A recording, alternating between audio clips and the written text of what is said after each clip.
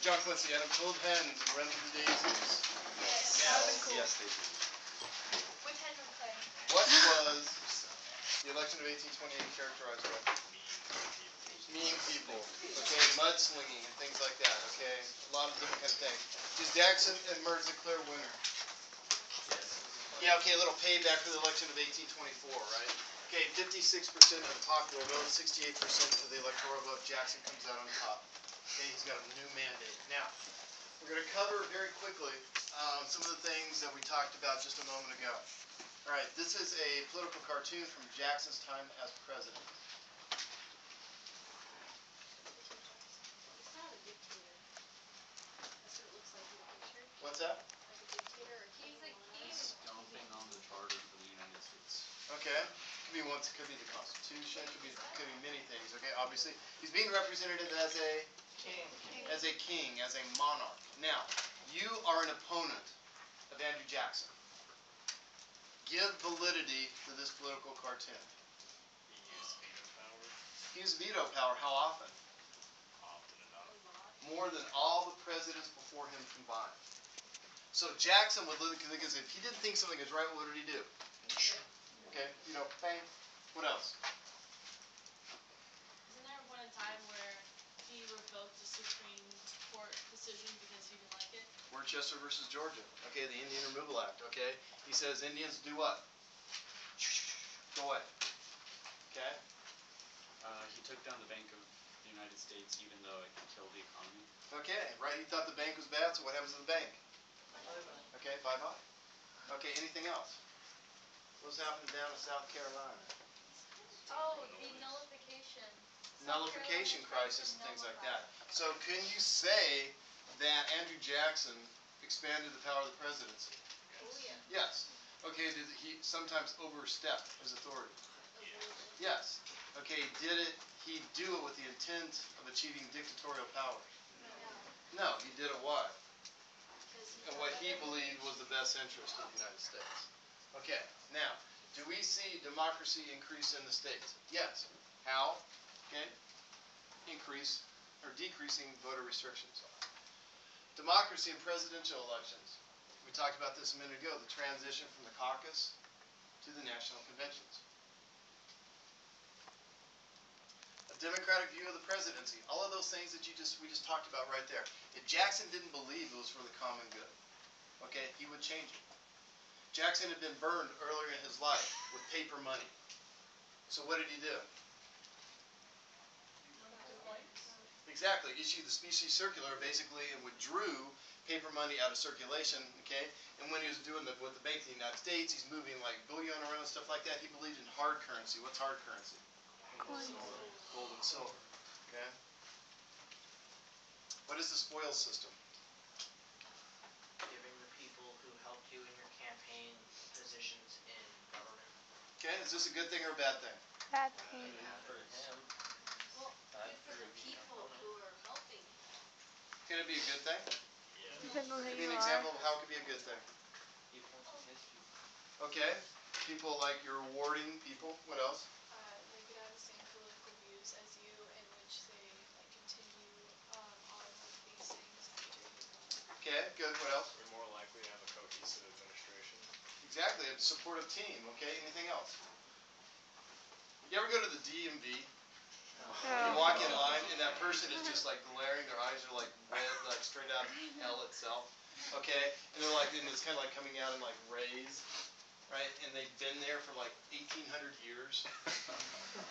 It's true. I mean, they were like the DMV under the pyramid builders and stuff. So, can people sometimes be in positions too long? They get set in their ways. They're not creative. They're not innovative.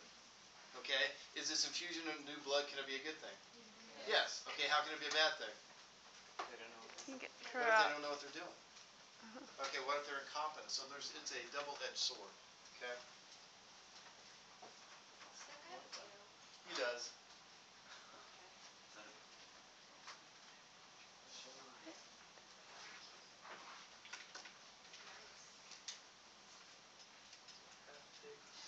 Okay, who's being roasted? Jackson. Okay, he's got a little piggy thing going on here.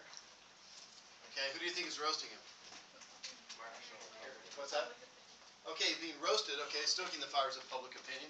Which politicians would be back here? Henry Clay's one of them. Henry Clay, Calhoun. Okay, Calhoun is in there, all right, Daniel Webster. These would be the Whigs, right? Okay, trying to like barbecue them and stuff. Who's a little guy over here running away? Martin Van Buren. Martin Van Buren. How do you know it's Martin Van Buren? He's a very exerciser. He's got this like. Okay, see look. She's like, okay, so why is Martin Van Buren stealing the treasury notes? Treasury notes are Money. what kind of money? Hard government.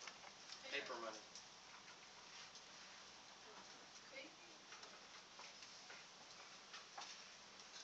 Okay, economics aspects of the Jacksonian era. Remember, this is all of the whole time period and stuff like that. Cheap land. Why is the West clamoring to keep the price of land cheap? So more people will come out there. More people will come. It's a draw. Okay, people come, merchants come, banks come. Okay, this is actually going to lead to other bad things. We'll talk about that later. Okay, this all becomes a reaction also to the market revolution.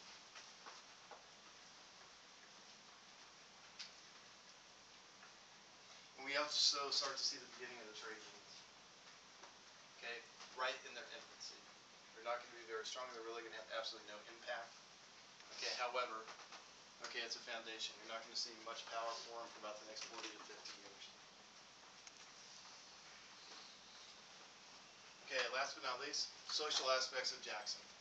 Okay, we start to see social reform movements. Now, Jackson is not going to be a supporter of any of these, okay, truly, but they happen because of several reasons, the number one being what is known as the Second Great Awakening, which we're going to learn in the next year. Okay, we see the budding women's rights movement, okay, which in the 1840s will start the women's suffrage movement. Okay, the abolitionist movement, William Lloyd Garrison, okay, Frederick Douglass, and others.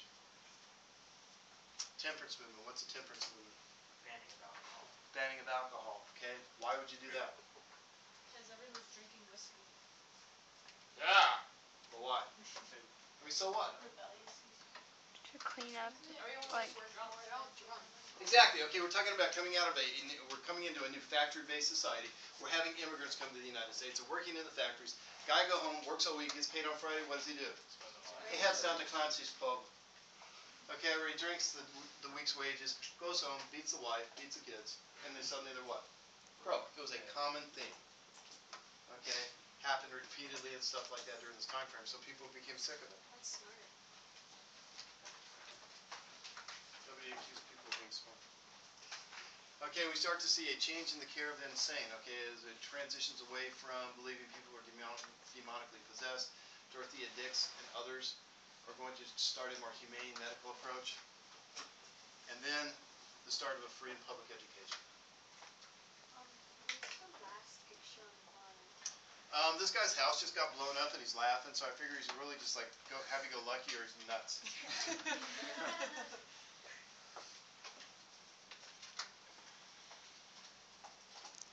Okay, we're going to tackle these more in the next unit from chapter like 14 through 16. Test on Thursday. Did I tell you about the essay? no. No essay. Yay!